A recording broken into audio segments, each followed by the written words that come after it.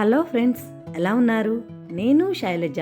Welcome to మీ Shailaja vlogs.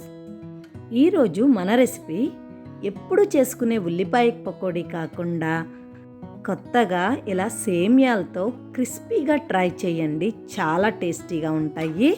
రెసిపీలోకి వెళ్ళే ముందు ఇప్పటి వరకు మన ఛానల్ని ఎవరైనా సబ్స్క్రైబ్ చేసుకోకపోతే వెంటనే సబ్స్క్రైబ్ చేసుకోండి. మా ఈ రెసిపీ మీకు నచ్చినట్లయితే ఒక లైక్ చేయడం మర్చిపోకండి. ముందుగా స్టవ్ మీద ఒక గిన్నె ఉంచుకొని ఒక గ్లాసు నీళ్లు పోసుకోవాలి. ఈ నీళ్లలో రుచికి సరిపడా ఉప్పుని కూడా యాడ్ చేసుకోవాలి. వీటితో పాటు ఒక అరకప్పు సేమ్యాలను కూడా యాడ్ చేసుకోవాలి. మీడియం ఫ్లేమ్లో ఉంచుకొని ఒక ఉడకనిస్తే మనకు ఇలా తెరులుతుంది. ఇలా కొంచెం సేమ్యాని తీసుకొని ఇలా ప్రెస్ చేస్తే విరిగిపోతుంది. అంటే ఒక 50% వరకు దీనిని ఉడికించుకోవాలి. స్టవ్ ఆఫ్ చేసుకొని మనం ఉడికించుకున్న దానిని జాలి గరిటెలోకి ట్రాన్స్ఫర్ చేసుకోవాలి. ఇది బాగా వేడిగా ఉంటుంది కాబట్టి చల్లనీళ్ళు పోసి కొద్దిగా కడిగి చల్లార్చుకోవాలి. ఇక్కడ చూపిస్తున్నట్లు చల్లనీళ్ళు పోసుకొని దీనిని ఒక 10 నిమిషాల పాటు పక్కన ఉంచుకుందాము.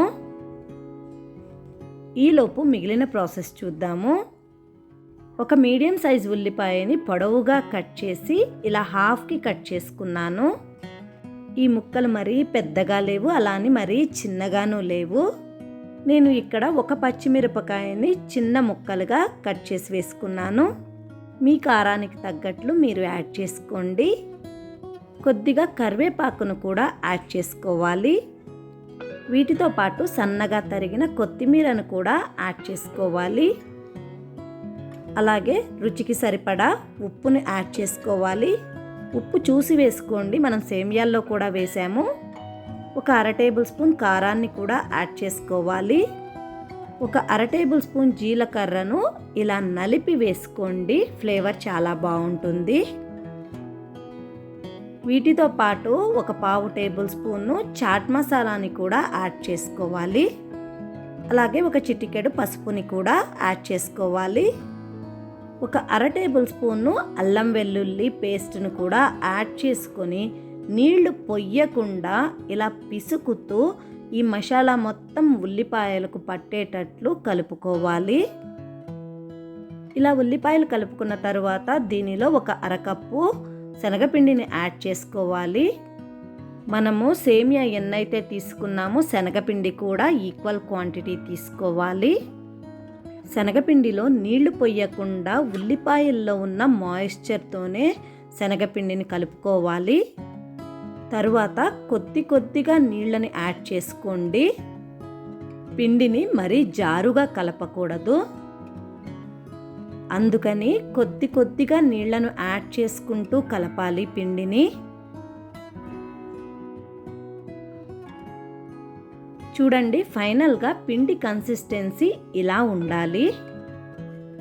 మరి పల్చగా లేకుండా ఈ కన్సిస్టెన్సీలో ఉంటే సరిపోతుంది. ఇప్పుడు మనం పక్కన ఉంచుకున్న సేమ్యాలను కూడా యాడ్ చేసుకోవాలి. వీటిని మరి పిసికినట్లు కాకుండా సుతారంగా కలపాలి. మనం మిక్స్ చేసుకున్న ఉల్లిపాయ శనగపిండి మిక్స్ని ఈ సేమ్యాలకి కలిసేటట్లు చాలా సుతారంగా నిదానంగా కలుపుకోవాలి. ఒకవేళ మరి పిసికినట్లు కలిపితే ఇవి ముద్దగా అయిపోతాయి. ఇలా కలుపుకొని పక్కన ఉంచుకోవాలి.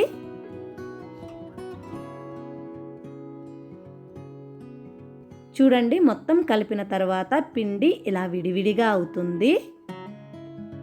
ఇప్పుడు ఒక బాణలు తీసుకొని డీప్ ఫ్రైకి సరిపడా ఆయిల్ వేడి చేసుకోవాలి. మనం కలుపుకున్న పిండిని కొద్దిగా విడదీస్తూ ఇలా చిన్న పకోడీలు లాగా వేసుకోవాలి. వీటిని మీడియం ఫ్లేమ్లో ఉంచుకొని గోల్డెన్ బ్రౌన్ కలర్ వచ్చే వరకు వేయించుకోవాలి. ఇలా గోల్డెన్ బ్రౌన్ కలర్ వచ్చిన తర్వాత వీటిని తీసి సర్వింగ్ ప్లేట్లోకి తీసుకొని సర్వ్ చేసుకోవచ్చండి. చూడండి, ఎంత మంచి కలర్ తోటి ఎంత బ్యూటిఫుల్గా ఉన్నాయో పకోడీలు. ఇప్పుడు రెండవ వాయి కూడా వేసుకుందాము. ఫస్ట్ టిప్, ఆయిల్ బాగా కాగి ఉండాలి. రెండవ టిప్పు మనం ప్రిపేర్ చేసుకున్న పకోడీల మిక్స్ని కొద్దిగా విడివిడిగా చేసుకొని చిన్న చిన్న పకోడీల్లాగా వేసుకోవాలి.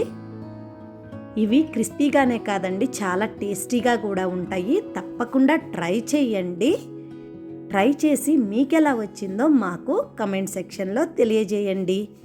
చూడండి, ఇలా గోల్డెన్ బ్రౌన్ కలర్ వచ్చే వరకు వీటిని వేయించుకోవాలి. Thanks for watching. Please like, share and subscribe to our channel.